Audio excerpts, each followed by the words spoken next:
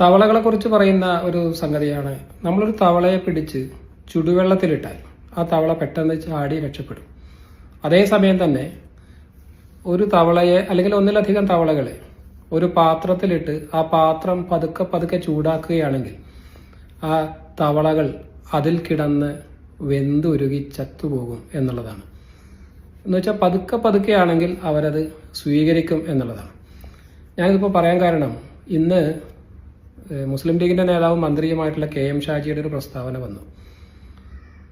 പ്രധാനമന്ത്രി ആവാസ് യോജന പദ്ധതി പ്രകാരം നൽകുന്ന വീടിൽ പ്രധാനമന്ത്രിയുടെ നരേന്ദ്രമോദിയുടെ ചിത്രമാലേഖനം ചെയ്ത ഒരു ലോഗോ സ്ഥാപിക്കുന്നതിനെ സംബന്ധിച്ച് അതിലെന്താണ് കുഴപ്പം എന്നാണ് KM ഷാജി വളരെ നിഷ്കളങ്കമായി ചോദിച്ചത്.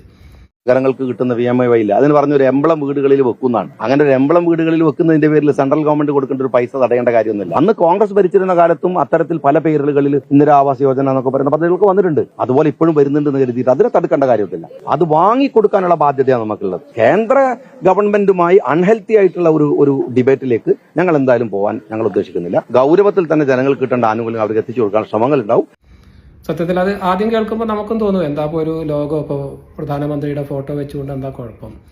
പക്ഷേ അതിനെ സംബന്ധിച്ച് കഴിഞ്ഞ കാലങ്ങളിൽ ഇപ്പോൾ LDF ഭരിക്കുന്ന കാലത്തും ഇതേ നിർദ്ദേശം കേന്ദ്ര സർക്കാരിന്റെ ഭാഗത്തു നിന്ന് കർശനമായിട്ട് വന്നിരുന്നു.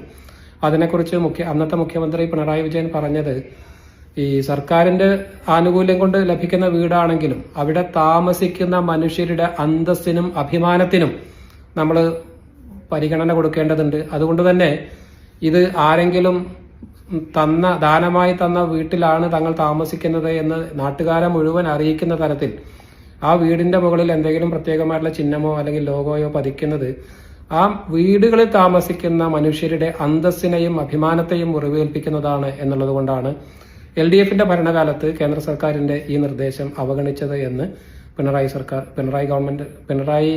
സഖാവ് പറയുകയുണ്ടായി. ഈ ലൈഫിന്റെ ഭാഗമായിട്ട് അതില് ഏറിയ തോതിൽ കേന്ദ്ര ഗവൺമെന്റ് നൽകുന്നത് 1,50,000 രൂപ, 2,50,000 കൊടുക്കേണ്ടത് സംസ്ഥാന ഗവൺമെന്റാണ്.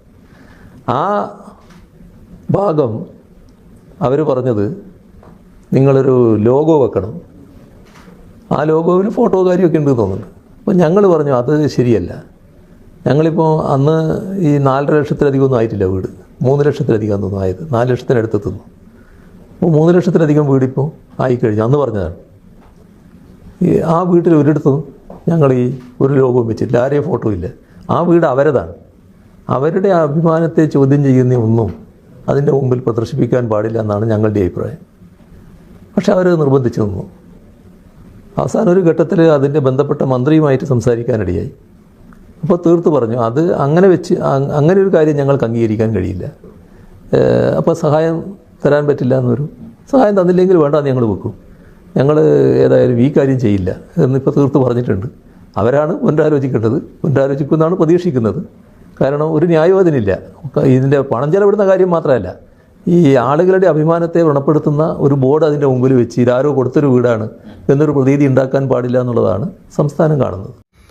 അങ്ങനെ ഈ കേന്ദ്ര സർക്കാരിന്റെ ഈ ലോഗോ വെച്ചിട്ടില്ലെങ്കിൽ, പ്രധാനമന്ത്രിയുടെ ഫോട്ടോ ആ വീടുകളുടെ മുകളിൽ പതിച്ചിട്ടില്ലെങ്കിൽ കേന്ദ്ര സർക്കാരിന്റെ വിഹിതം സഹായമായി കിട്ടില്ല എന്ന് പറഞ്ഞപ്പോൾ അങ്ങനെയാണെങ്കിൽ ഞങ്ങൾക്ക് ആ സഹായം വേണ്ട എന്ന് ആർജവത്തോടുകൂടി കഴിഞ്ഞ LDF സർക്കാർ പറഞ്ഞതാണ്. അതിനെയാണിപ്പോൾ മുസ്ലിം ലീഗിന്റെ നേതാവും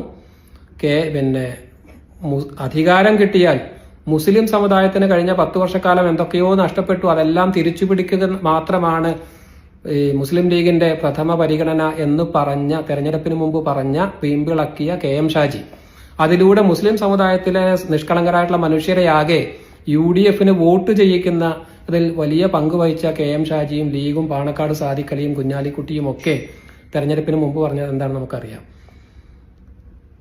അങ്ങനെ പറഞ്ഞ ആളുകളാണിപ്പോൾ എന്താ അതിൽ കുഴപ്പം, മോദിയുടെ ചിത്രം വീടുകളിൽ പതിക്കുന്നതുകൊണ്ട് എന്താ കുഴപ്പം എന്ന് ചോദിക്കുന്നത്.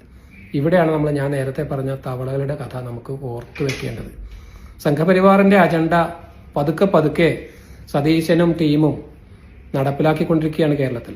അതിന് ഓശാന പാടുന്ന, അതിന് പിന്തുണ നൽകുന്ന എല്ലാ പണിയുമാണ് മുസ്ലിം ലീഗും ഈ മുസ്ലിം സമുദായത്തിന്റെ അട്ടിപ്പേർ അവകാശപ്പെടുന്ന ചില സാമുദായിക സംഘടനകളുമെല്ലാം ഇപ്പോൾ ചെയ്തുകൊണ്ടിരിക്കുന്നത്. അപ്പോൾ ഇതിൽ നിഷ്കളങ്കരായിട്ടുള്ള മനുഷ്യർ, ഏതെങ്കിലും ഒരു പ്രത്യേക സമുദായത്തിൽപ്പെട്ട ആളുകൾ മാത്രമല്ല, മതനിരപേക്ഷ ചിന്താഗതിക്കാരായിട്ടുള്ള മുഴുവൻ മലയാളികളും ഇതിൻ്റെ അപകടം തിരിച്ചറിയേണ്ടതുണ്ട്. വെറും 3 സീറ്റുള്ള BJP കേരളത്തിൽ അവരുടെ അജണ്ട വളരെ കൃത്യമായി ഫലപ്രദമായി നടപ്പിലാക്കിക്കൊണ്ടിരിക്കുകയാണ് എന്നുള്ള ദുഃഖസത്യം നമ്മൾ തിരിച്ചറിയണം. ഇതിനെതിരായിട്ട് പ്രതികരിക്കണോ വേണ്ടയോ എന്നുള്ളത് നിങ്ങളാണ് തീരുമാനിക്കേണ്ടത്. കേരളം മതനിരപേക്ഷമായി തുടരണമോ വേണ്ടയോ, അതോ പതുക്കെ പതുക്കെ സംഘപരിവാറിൻ്റെ ആലയിലേക്ക് നമ്മൾ ആനയിക്കപ്പെടണമോ വേണ്ടയോ എന്ന് നമ്മളാണ് തീരുമാനിക്കേണ്ടത്, നിങ്ങളാണ് തീരുമാനിക്കേണ്ടത്.